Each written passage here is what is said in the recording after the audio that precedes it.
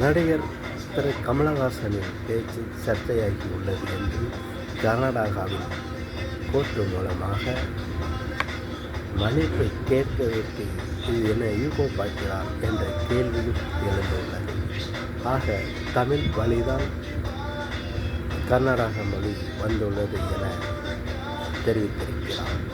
இருப்பினும் இதற்கு எனக்கு ஒன்று மட்டும்தான் ஞாபகத்துக்கு வருகிறது. கோழியிலிருந்து முட்டை வந்ததா அல்லது முட்டையிலிருந்து கோழி வந்ததா என்கிற பேச்சு தான் வருகிறது.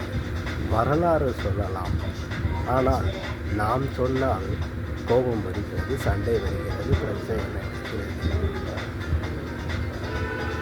காஷ்மீரில் பிரச்சனை நடக்கும்போது மொத்தத்தில் இந்தியனாக இருக்கணும், ஆனால் பக்கத்து நாடு அண்டை நாடில் பிரச்சனை வந்தால் மறுபடியும்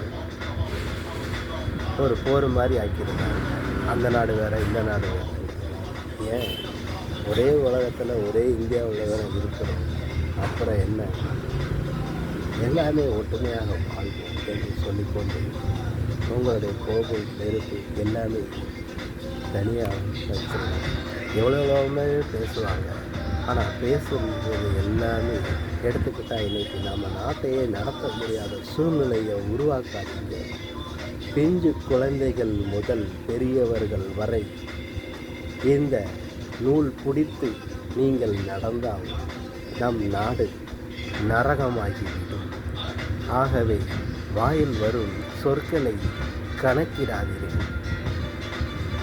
எதுக்கெடுத்தாலும் கோர்ட்டு கேஸும் என்று அடைந்தால் நம் நாடு முன்னேற்றம் எப்பொழுது அடையும்?